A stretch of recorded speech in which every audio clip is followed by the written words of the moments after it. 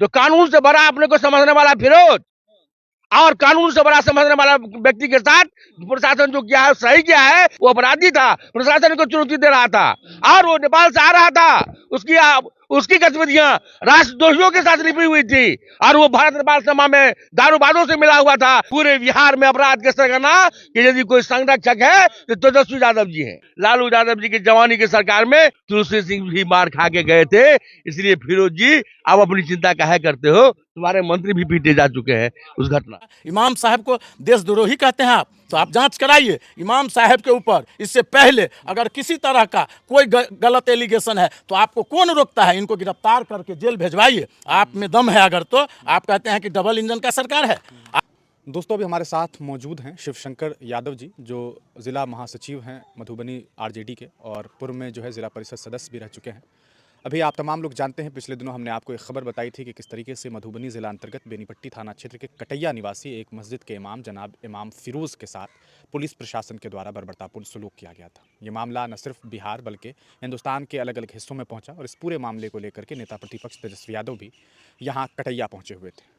लेकिन अब इस पूरे मामले में राजनीतिकरण की भी शुरुआत हो गई है। आपको बता दें बेनीपट्टी से एमएलसी जनाब घनश्याम ठाकुर जो भारतीय जनता पार्टी के नेता हैं, उन्होंने इस पूरे मामले पर इमाम फिरोज़ को टारगेट पर लिया और एक मीडिया इंटरव्यू में उन्हें देश विरोधी, शराब माफिया और न जाने ऐसी क्या क्या बातें कही, जिसे सुनने के बाद कोई भी इंसान ये कह सकता है कि एक पीड़ित व्यक्ति जो परेशान था, परेशान हाल था, उनको लेकर के इस तरीके का बयान क्यों दिया गया। इस पूरे मामले को लेकर के अभी चूँकि हमारे साथ आरजेडी के नेता हैं और ये एक कहा सकता है कि चिंता में पड़ करके इन्होंने इस पूरे मामले पर चाहा कि इस मामले पर बात की जाए। सर, मैं ये जानना चाहूँगा कि जो मामला सामने आया बेनीपट्टी में, काफ़ी परेशान करने वाली बात थी, आपके नेता पहुँचे हुए थे। घनश्याम जी ने जो बयान दिया है, एक देश विरोधी बताने की कोशिश की गई एक इमाम को, कैसे देख रहे हैं इस मामले को? इस इमाम के बारे में जो शब्द का प्रयोग माननीय भारतीय जनता पार्टी के बिहार विधान परिषद के सदस्य जी जो बोले हैं, इससे साफ जाहिर होता है कि इन लोगों का रोजी रोटी ही धर्म के आर पर चलता है। धार्मिक उन्माद फैलाने का ये बहुत बड़ा साजिश है। पहले तो इनका जो संरक्षक है इन लोगों इस डबल इंजन के सरकार में, पुलिस के द्वारा माननीय हमारे इमाम साहब फिरोज साहब के साथ अन्याय किया गया, जिसको हम ही ने नहीं देखा, नेता प्रतिपक्ष भी आके देखा।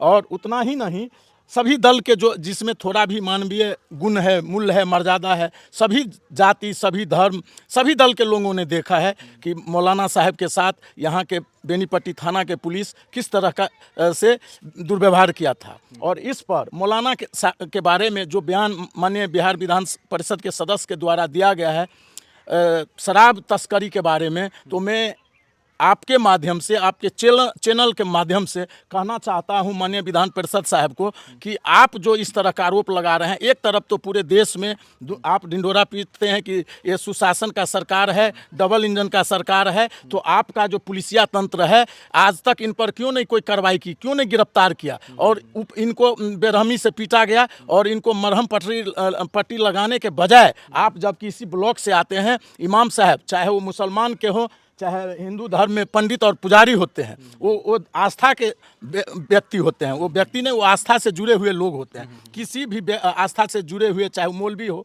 चाहे पंडित हो, उन पर इस तरह का आरोप लगाना मेरे समझ से कहीं ना कहीं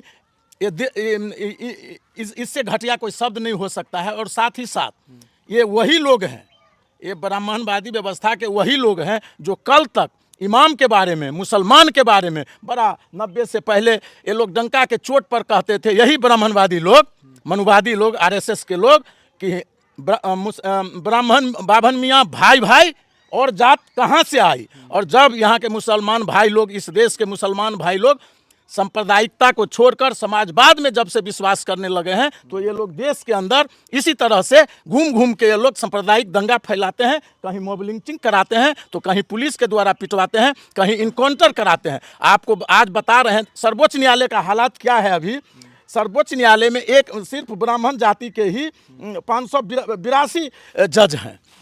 SC ST के लोग तो लड़ के कुछ हिस्सेदारी भी लिया है, OBC के लोग आज सोए हुए हैं, अल्पसंख्यक लोग सोए हुए हैं। इसलिए ये लोग अनर्गल बयान दे रहे हैं। जिस तरह से SC ST के लोग थोड़ा इस देश में जगह हैं और अपना अधिकार के लिए लड़ते हैं, तो कुछ जगह लिए हैं ये लोग इन लोगों से छीन के, इनको बड़ा भीतर से दर्द हो रहा है। जिस रोज इस बात को SC ST के तरह OBC के लोग समझ जाएंगे, मुसलमान भाई लोग समझ जाएंगे, तो इन लोगों के लिए बयान देना तो छोड़िए, खड़ा होने का इस मुल्क में जगह नहीं रहेगा। इमाम साहब को देशद्रोही कहते हैं आप, तो आप जांच कराइए इमाम साहब के ऊपर। इससे पहले अगर किसी तरह का कोई गलत एलिगेशन है तो आपको कौन रोकता है? इनको गिरफ्तार करके जेल भेजवाइए। आप में दम है अगर तो। आप कहते हैं कि डबल इंजन का सरकार है, आप कह रहे हैं अरेर थाना का घटना हम बता रहे हैं, यही RSS के लोग, गंगा पंचायत के वर्तमान मुखिया सीता देवी अति पिछड़ी जात से आती है, उनको बांध के मारा जाता है। आज तक आपका ये डबल इंजन के सरकार में पुलिस को मारा गया, मुखिया को। सीता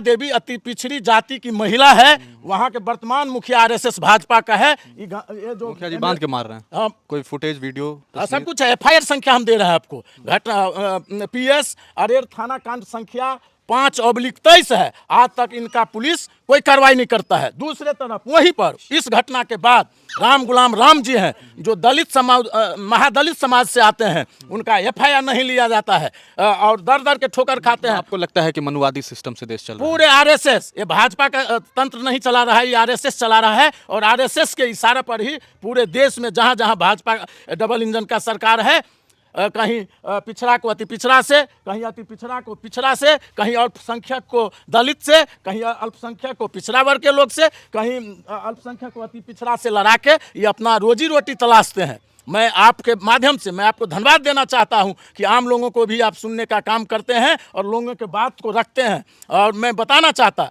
आज क्या हो रहा है देश के अंदर, आज देश में देख लीजिए मॉब लिंचिंग का मामला कितना बढ़ रहा है। धार्मिक, आज गौ तस्करी कौन कर रहा है? हाल फिलहाल में कल परसों, समझ रहा हूँ आप जो कहना चाह रहे हैं। आज गौ तस्करी, आज देश इंडिया से निर्यात कौन कर रहा है गौमांस का ज़्यादा? कल परसों नोएडा में करोड़ों रुपया का गौमांस पकड़ाया है। कौन पकड़ा है? कौन भेज रहा था? कहाँ है इनका डबल इंजन का सरकार? कहाँ है इनका पुलिस प्रशासन? ठीक है, थैंक यू। तो ये हमारे साथ शिवशंकर यादव जी थे, इनसे हमारी बातचीत हुई। और जो अहम बात है वो ये कि इमाम फिरोज़ पर लगाए गए आरोपों को अगर आप देखें, एक MLC के द्वारा, एक संवैधानिक व्यक्ति के द्वारा जो आरोप लगाया गया है वो काफ़ी चिंताजनक है। होम मिनिस्ट्री इनके पास है, बिहार में इनकी सरकार है, इनके लोग हैं, और सबसे बड़ी बात यह है कि पूरे बॉर्डर पर जिम्मेदारी जो है वो सेंट्रल गवर्नमेंट की होती है।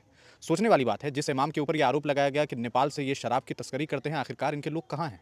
क्या बॉर्डर की सुरक्षा इनसे नहीं हो पा रही है? अगर इमाम के ऊपर इस तरीके का आरोप लगाया जा रहा है तो मुमकिन है कि चाइना और अन्य मुल्कों से आतंकवादी उसी नेपाल के सिरे से आ जाए और इस मुल्क में हमला कर दे। कौन इसकी जिम्मेदारी लेगा? क्या ये बयान एक MLC के द्वारा जो दिया गया है ये काफ़ी निंदनीय नहीं है?